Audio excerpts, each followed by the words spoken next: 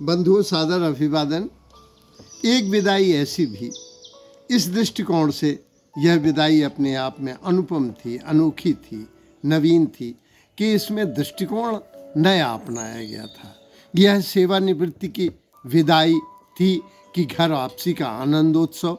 यह विदाई का दुख था कि आगमन के आनंद का आनंदोत्सव था। यह शासकीय सेवा से निवृत्ति थी कि सृजन के सागर में प्रवृत्ति थी। यह विदाई विरह वियोग की दीर्घ श्वास थी कि मुक्ति मोक्ष का एहसास थी। दर्शक भी असमंजस में थे। विदाई देने वाले जो सोच विचार में थे कि वे लंबे उदास चेहरे रखें, विरह वियोग से अपने को आक्रांत करें, कि उत्साह आनंद में नाचते गाते हुए, हंसते गुनगुनाते हुए गोलमोल चेहरे रखें। ज़्यादातर इस संसार में लोग दुखवादी हैं, परंपरागतवादी हैं। विदाई की बेला पर रोते गाते हुए ही विदाई देते हैं। लेकिन इस विदाई अपने आप में ये इसलिए असाधारण है, विचित्र है, विशेष है, नई है कि इसमें एक नया दृष्टिकोण अपनाया गया। घर वालों ने अपने घर वापसी के आनंद उत्सव के रूप में इसको मनाया।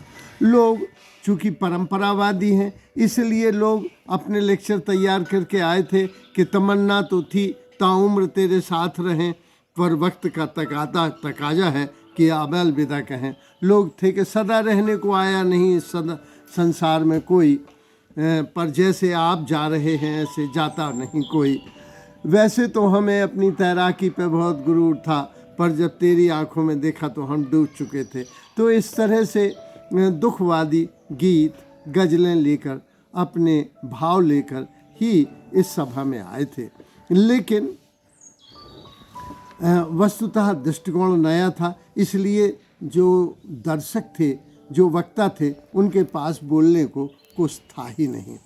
ऐसे असमंजस भरे वातावरण में जो अनाउंसर था, उसने मुझको बोलने के लिए मंच पर आमंत्रित किया।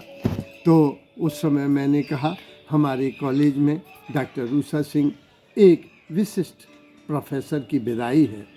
ये इनके संदर्भ में हम यही कह सकते हैं कि जो महादेवी वर्मा ने अवधधानी निराला के संस्मरण में लिखा था कि सामीप्य और संबंधातिरेक से जिस व्यक्तित्व की ऊंचाई घटती नहीं वरन बढ़ती है, निस्संदेह वही व्यक्तित्व महान है। जैसे जैसे मैं डॉक्टर रूसा सिंह के निकट गया, वैसे वैसे यह ऊंचाई, ये ग्रेटनेस उनकी बढ़ती गई। दूसरा ये भी कहा जा सकता है कि मैडम तो महाविद्यालय में विशेष हैं, लेकिन जैसे नदियों में गंगा है, या पक्षियों में कोयल है, या देवियों में सरस्वती है, एक मैडम की बात अलग।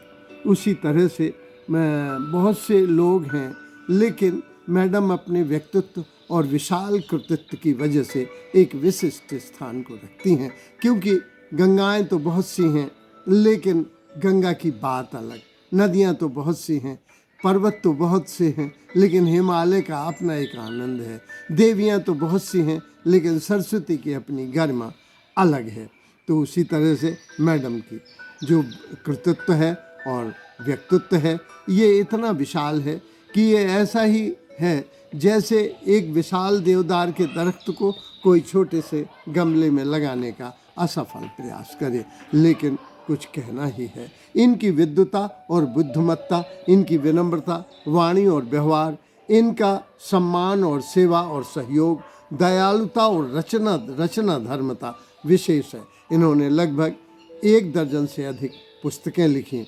इन्होंने संपादन किए पुस्तकों के। इन्होंने शोध पत्र 1.5 दर्जन से अधिक लिखे। इन्होंने सेमिनार, सिम्पोजिया और वर्कशॉप का आयोजन किया। इस तरह से महाविद्यालय में इन्होंने अपनी सृजनशीलता का परिचय दिया। बहुत अच्छे प्रोफेसर होने के साथ साथ ये पुस्तकों के प्रणयन में व्यस्त रहीं। इन्होंने लिखा भारत में बंधुआ मजदूर, समस्याएं और समाधान। इनकी दूसरी पुस्तक है सामाजिक परिवर्तन के विविध आयाम, भारत में बाल श्रम, आज के दलित उत्थान और पतन, रिश्तों का समाजशास्त्र वर्तमान परिदृश्य के विशेष संदर्भ में। इस तरह से इन्होंने अपनी रचना धर्मता को रखा और बुद्धिमत्ता या प्रेजेंस ऑफ माइंड ये थी कि महाविद्यालय के स्कॉलरशिप सेक्शन को ये लिए हुए थे, जो महाझंझट वाला था।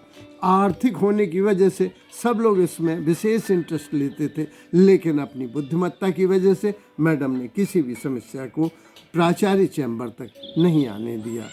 ये इनकी विशेष बात थी।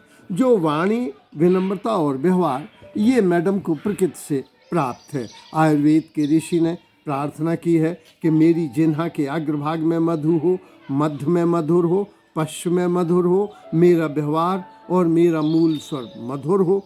मैडम को ये गुण प्रकृति से प्राप्त है। वे मेलोडिक साउंड रखती हैं। अपनी विशेष वाणी, अपनी पिच, टोन ऑफ टॉकिंग, कहने के लहजे से लोगों को प्रभावित करती हैं। उनकी वाणी में जो माधुर्य है वह विशिष्ट प्रकृति से या परमात्मा से सहज प्राप्त है, जो ऐसा हर प्रोफेसर को होना ही चाहिए। उपनिषद के ऋषि ने एक बार प्रार्थना की है कि मैं जो अंतःकरण में हूँ वही बहिरंग में आ जाऊँ, जो बहिरंग में हूँ वही अंतरंग में हो जाऊँ, अर्थात मैं बाहर व अंदर एक हो जाऊँ। मैडम बहुत सरल हैं, सुंदर हैं, सहज हैं, साधु हैं, सज्जन हैं, सुसंस्कृत हैं। उसका कारण यही है कि वे अंदर बाहर प्रकृति से, परमात्मा से उन्हें ये गुण सहज में प्राप्त हुआ है। श्रीमद् भागवत में एक बहुत अच्छी बात आई है, जिसमें कहा गया है कि ईश्वर की अनुकंपा से अनुग्रहित होता हुआ, कर्म फलों को प्रेम से भोगता हुआ, सभी प्राणियों में परमात्मा विराजित है, ऐसा मन से, वाणी से, देह से व्यवहार करता हुआ मनुष्य मोक्ष को प्राप्त करता है। मैडम आज मुक्त हो रही हैं, सारे सम्मान के साथ मुक्त हो रही हैं। इन्हें ये प्रकृति से प्राप्त गुण हैं। मैडम का धर्म या आध्यात्मिकता या दयालुता पराकाष्ठा पर है। एक सज्जन व्यक्ति जब देखता है तो किसी के दोष देखता है तो उसकी उपेक्षा कर देता है, किंतु मैडम उसको इस ढंग से अभिव्यक्त करती हैं, बतलाती हैं कि वह उसे अपने में सुधरने का मौका मिल जाता है। ये इनकी दयालुता की सीमा है। इनका धर्म आचरण में है, व्यवहार में है, दैनिक जीवन में है। ये इस तरह से ये एक आध्यात्मिक व्यक्तित्व रखती हैं, एक आध्यात्मिक आभा से अलंकृत हैं। इनका सौम्य, सरल, सुंदर व्यक्तित्व और कृतित्व सराहनीय है, शिक्षा जगत के लिए अतुलनीय है। मेरी कामना है कि मंगलमय, सुखमय सदा जीवन हो व्यतीत, हो भविष्य जैसा रहा गौरवमय अतीत। इनका भविष्य भी रहा। तो सृजन का अपना आनंद है। ये अब रिटायरमेंट के बाद सृजन के सागर में उतरें। रविन्द्रनाथ टैगोर की एक बड़ी सुंदर कहानी है, जिसमें छोटे बच्चे रेत में अपना पाँव घुसाते हैं और ऊपर से थपथपाते हैं, और जिसका घर बन जाता है वे बड़े खुश हो जाते हैं। तो सृजन का अपना आनंद है। ये जो बचपना था उसमें परीक्षाओं की प्रतिस्पर्धा थी, लोगों से तुलना थी, इसमें अधिकार कुछ नहीं थे, कोई भी हमें बड़े पराधीन थे। तो बचपन व्यक्ति का पराधीनता में गुजरता है, बचपन आदमी का प्रतिस्पर्धा में गुजरता है। फिर नौकरी लगती है तो प्रमोशन की चिंता रहती है।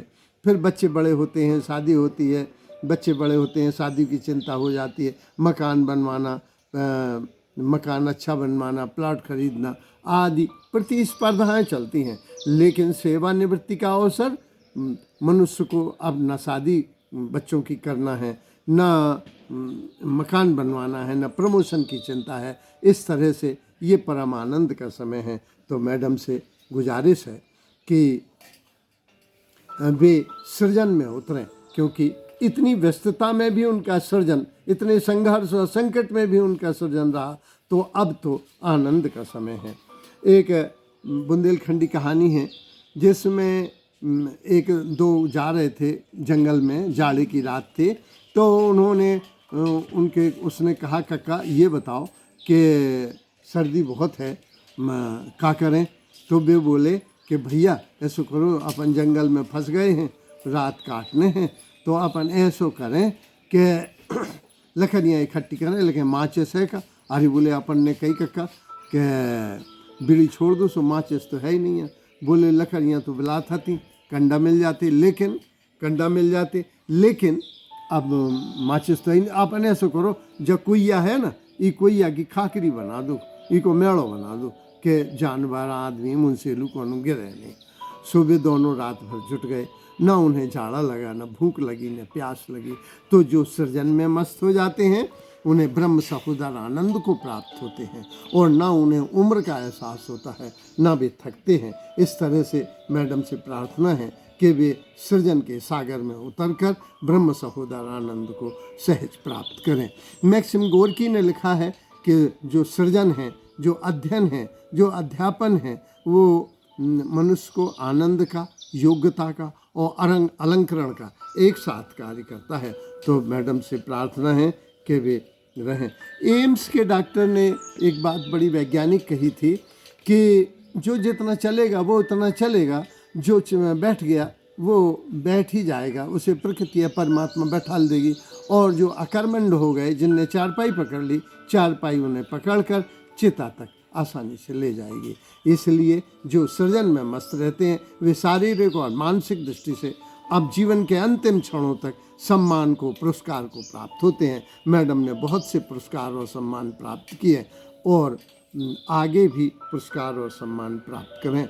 डॉक्टर राधा कृष्णन ने अपनी पुस्तक पूरब पश्चिम में लिखा था, वो मैं उन्हें बताना चाहूँगा कि एकांत में मस्तिष्क को आत्मा का संबल मिलता है और ऐसी शक्तियाँ उतरती हैं जो दैवीय होती हैं। मनुष्य को उन शक्तियों को उतारना चाहिए, तो एकांत का सेवन करें। कोरोना काल भले ही बड़ा विभीषिका भरा हो, लेकिन जो रचना धर्मता से जुड़े थे उन्होंने खूब कहानियाँ लिखी, कविताएं लिखी, उन्हें वो आनंद आया। तो एकांत का भी अपना आनंद है। इस तरह रिटायरमेंट का आनंद लेते हुए वे सदैव सुखी जीवन जिएं, यही ईश्वर से कामना है। धन्यवाद।